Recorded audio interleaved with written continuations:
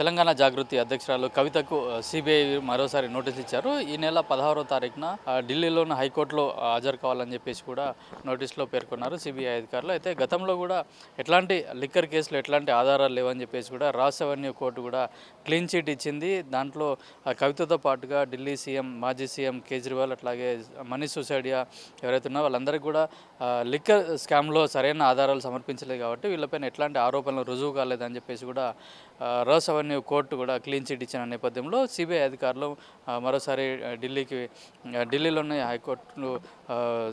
హైకోర్టులో వాళ్ళు పిటిషన్ వేయడం జరిగింది. అయితే దీంట్లో భాగంగా 16వ తారీఖు నాడు కూడా హాజరు కావాలని చెప్పేసి కూడా ఈరోజు మధ్యాహ్నం సిబిఐ అధికారులు కవితకైతే నోటీసులు అయితే అందజేయడం జరిగింది. దీంట్లో కవిత కానీ, కవిత తరపున అడ్వకేట్లు కానీ ఇంకెవరైనా కూడా కోర్టుకు హాజరు కావచ్చు అని చెప్పేసి కూడా ఆ నోటీసులో తెలియజేయడం జరిగింది. అయితే గతంలోనే చాలా 2024 నుంచి కూడా కవిత లిక్కర్ కేసులో ఉందని చెప్పేసి కూడా అప్పుడు కవితను కూడా అరెస్ట్ చేయడం జరిగింది.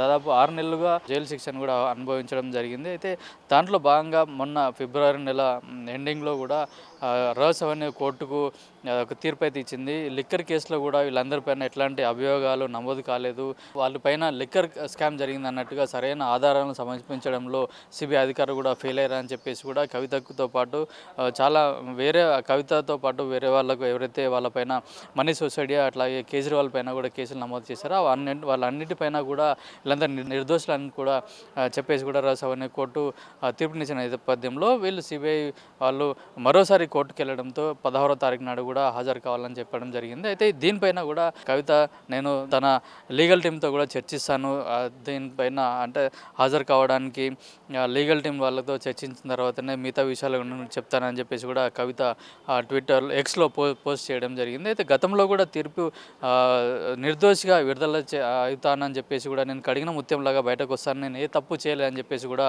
గతంలో కూడా కవిత చాలాసార్లు చెప్పడం జరిగింది. అప్పుడు సిబిఐ అరెస్ట్ చేసే కంటే ముందు కూడా చాలాసార్లు కూడా ఇదే విషయం చెప్పడం జరిగింది. లిక్కర్ కేసులో కూడా నా ప్రమేయం ఏమీ లేదు, కేవలం రాజకీయ కక్షతోటి నా పైన ఇట్లాంటి కేసులు పెడుతున్నారని చెప్పేసి కూడా కవిత ఆరోపణలు చేయడం జరిగింది.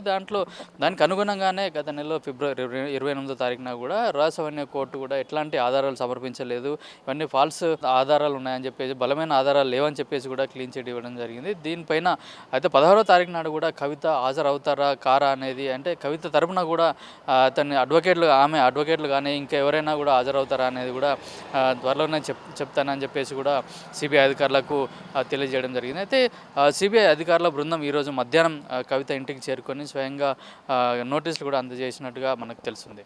కెమెరామెన్ కిరణ్ కుమార్, పల్లవి టీవీ, హైదరాబాద్.